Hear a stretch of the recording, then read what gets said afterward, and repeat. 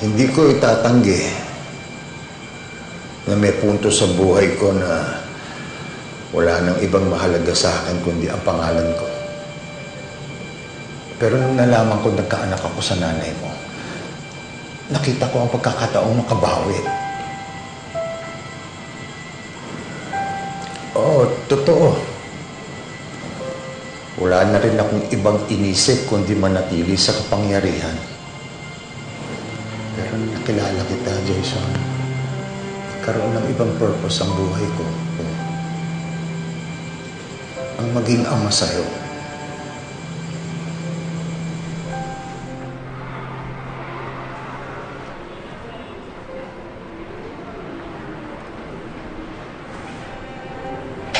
Jason.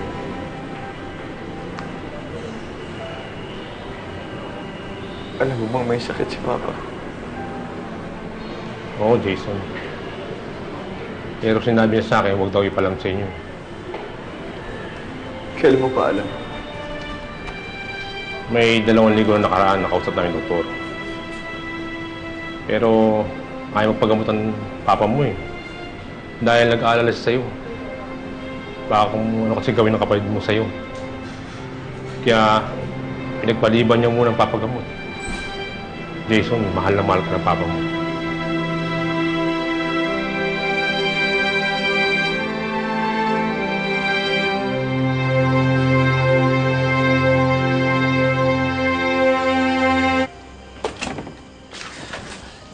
Anak, kamusta ang papa mo? Ayos na ba siya? Anak, ano ba nangyari? Nagkamali po ako tungkol kay Papa.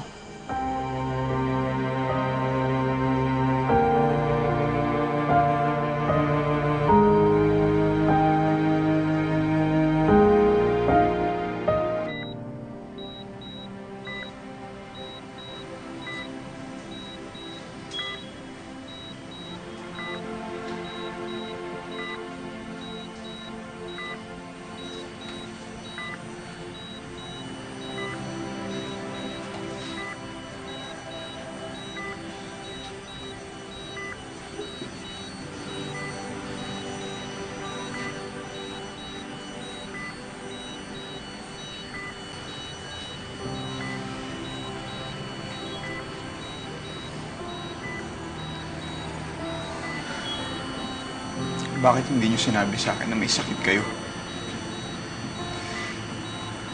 Hindi niyo naman kailangan pagdaanan ko ng mag-isa eh. Nandito kami ni Nanay.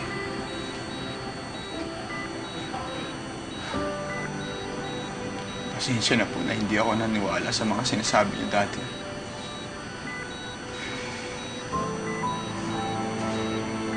Pero subalit sa lahat na nangyari, gusto ko pong malaman niyo na mahal ko po kayo.